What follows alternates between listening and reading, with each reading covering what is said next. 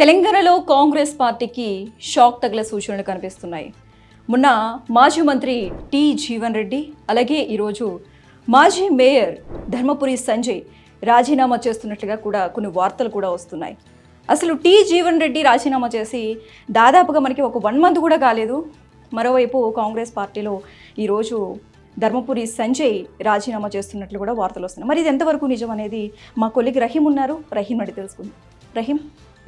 శశి, వాస్తవంగా మాట్లాడుకుంటే కాంగ్రెస్ పార్టీలో రాజీనామాల పర్వం అనేది గత కొంతకాలంగా ప్రచారం జరుగుతున్నటువంటి విషయం చూస్తున్నాం. అసలు కాంగ్రెస్ పార్టీ గురించి మాట్లాడుకుంటే కాంగ్రెస్ పార్టీ అంటేనే ఈ రాజకీయాలకు గ్రూపులకు పెట్టింది పేరు.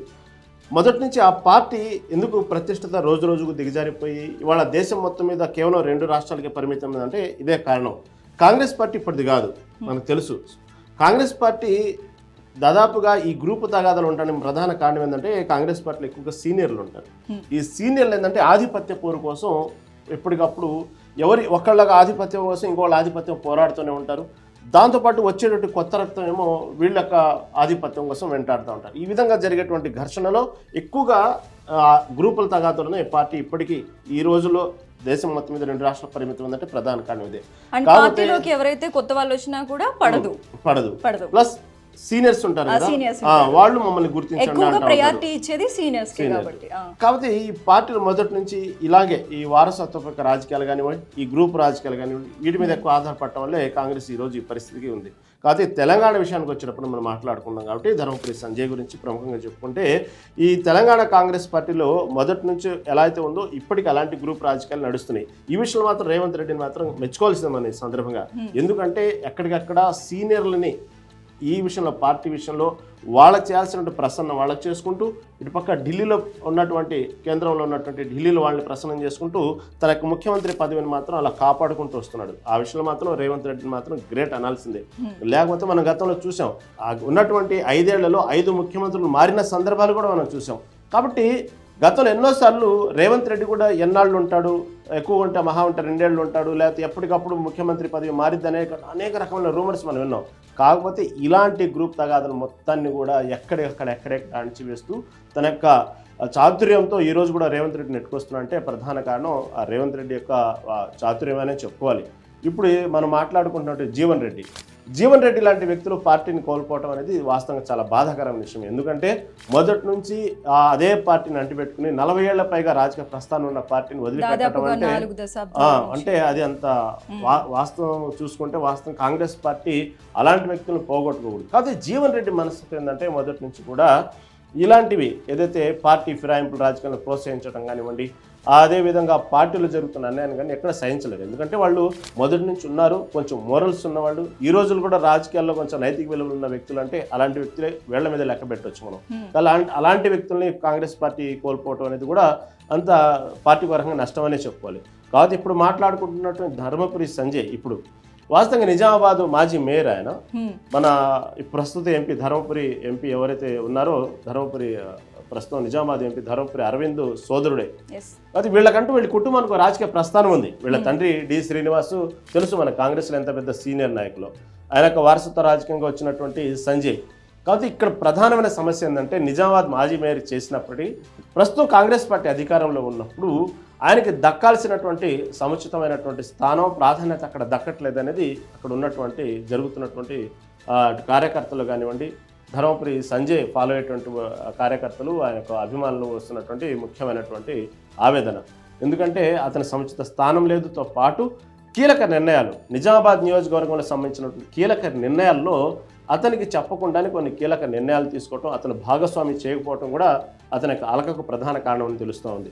ఇంకోటి అక్కడ ఉన్నటువంటి కార్యకర్తల్లో ఉన్నటువంటి ఏదైతే ప్రాబ్లమ్స్ ఉంటాయో సహజంగా ఉన్నటువంటి విషయాల్లో కేవలం సమస్యలే కాదు, కార్యకర్తలకు జరగాల్సినటువంటి న్యాయం విషయంలో కానివ్వండి, వాళ్లకు పార్టీ నిన్నేళ్లు అంటిపెట్టుకున్నప్పుడు జరగాల్సినటువంటి కొన్ని ఏదైతే ఉన్నాయో అవన్నీ వాళ్ళు ఆశిస్తారు. పార్టీ అధికారంలోప్పుడే కదా ఆశించాల్సింది.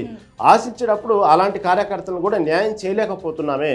మన పార్టీ అధికారంలో ఉండి మన నాయకుల్ని, మన కార్యకర్తల్ని కూడా కింది స్థాయి చిన్న నాయకులు కార్యకర్తలు కూడా మనం న్యాయం చేయలేకపోతున్నాము అనేటువంటి విషయంలో మాత్రం ధర్మపురి సంజయ్ చాలా బాధపడుతున్నట్టు అర్థమవుతోంది ఈ విషయంలో చూస్తూ ఉంటే.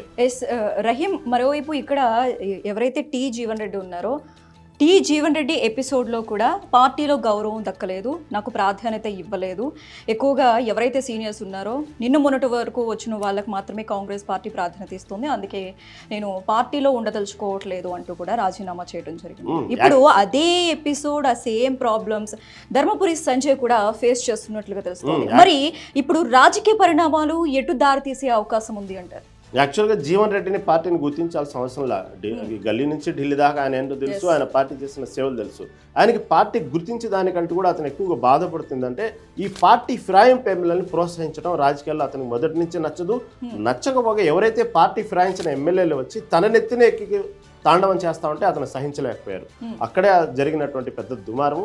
ఎంతో మంది వెళ్ళారు, ఆయనకి దానికి సంబంధించినటువంటి మధ్యవర్తిత్వం చేసినప్పటికీ కూడా తెలుసు ఆయన ఎంత స్ట్రైట్ ఫార్వర్డో, అందుకే వెళ్ళి ఇప్పుడు ధర్మపురి సంజయ్ ఈ విధంగా వరుసగా పార్టీకి నాయకులు రాజీనామా చేసే యోచనలు అనేది కాంగ్రెస్ పార్టీకి ఒక రకంగా ఇలాంటి సమయంలో, ఎందుకంటే ముందు ఎన్నికలు ఉన్నాయి, రాబోయే ఎన్నికలు ఉన్నాయి, స్థానిక ఎన్నికలు ఉన్నాయి, అలాంటి సమయంలో ఇలాంటి షాకులు అనేది చెప్పుకోవాలి.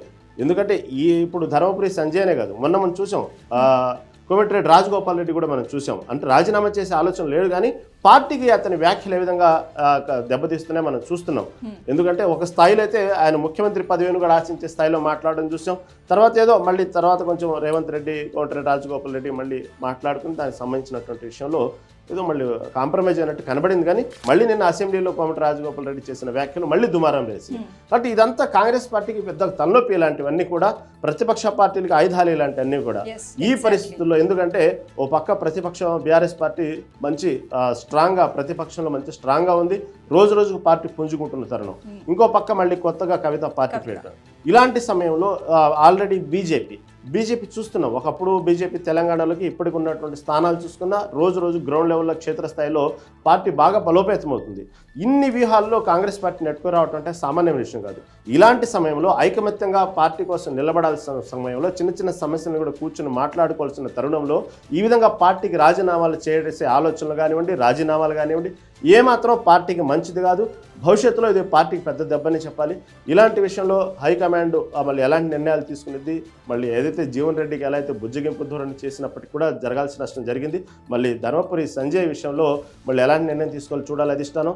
లేకపోతే ధర్మపురి సంజయ్ని ఆర్ఎల్డి కార్యకర్తలు ఏదో ఒక నిర్ణయం తీసుకున్నా మా పార్టీలో ప్రాధాన్యత లేదు, మాకు సరైన గుర్తింపు లేదు అంటున్నారు. కొంతమంది బీఆర్ఎస్ పార్టీలో చేరమంటున్నారు ఆల్రెడీ ధర్మపురి సంజయ్ని, కొంతమంది ఏమో స్వతంత్రంగా ఉండమంటున్నారు. మళ్ళీ లేకపోతే వాళ్ళు అన్న ఉన్నటువంటి బీజేపీ పార్టీలోకి వెళ్ళేటువంటి యోచనలో ఉన్నారా? ఇవన్నీ రకరకాల వార్తలు వస్తున్న నేపథ్యంలో ఎక్కడైతే ఏ పార్టీలు అయితే చేరే ఆలోచనలు అయితే ఇప్పటికైతే ప్రకటించలేదు. కానీ అతనైతే మాత్రం అలకబూనారని మాత్రం వాస్తవం. రాజీనామా చేయాలనే యోచనలో ఉన్నట్టు కూడా వార్తలు వస్తున్న నేపథ్యం. మళ్ళీ కార్యకర్తల మాట వింటారా, తన సొంత ఏ నిర్ణయాలు తీసుకుంటారనేది భవిష్యత్తు నిర్ణయించాలి. ఏదేమైనప్పుడు కూడా ఇలాంటివి రావటం కాంగ్రెస్ పార్టీకి మాత్రం చాలా పెద్ద షాక్ అని చెప్పాలి. ఇలాంటి హైకమాండ్తో చర్చించుకొని మధ్యవర్తిత్వం ద్వారా ఇలాంటి సమస్య పరిష్కారం దిశగా ముందుకెళ్ళాలి మళ్ళీ కాంగ్రెస్ పార్టీ. చూద్దాం ఏం జరిగిందో. Thank you so much Rahim. So చూసారు కదా, మరి మొన్న మాజీ మంత్రి టి జీవన్ రెడ్డి చూసుకున్నట్లయితే కాంగ్రెస్ పార్టీలో రాజీనామా చేసి అలాగే బీఆర్ఎస్ పార్టీలోకి వెళ్తున్నట్లుగా కూడా కొన్ని వార్తలు వచ్చినాయి. జీవన్ రెడ్డి అధికారికంగా రాజీనామా లేఖను కూడా ప్రకటించడం జరిగింది. మరి ఈరోజు ధర్మపురి సంజయ్ రాజీనామా లేఖ అధికారికంగా ప్రకటించలేదు. మరి ఎవరైతే పార్టీ కార్యకర్తలు ఉన్నారో, నాయకులు ఉన్నారో బుజ్జగిస్తారా, లేక జీవన్ రెడ్డి లాగానే తగ్గేదిలే అంటూ రాజీనామా లేఖను అధికారికంగా ప్రకటిస్తారా, లేదా వేరే పార్టీలోకి వెళ్ళే ఆలోచన ఏమన్నా ఉందా అనేది వేచి చూడాలి.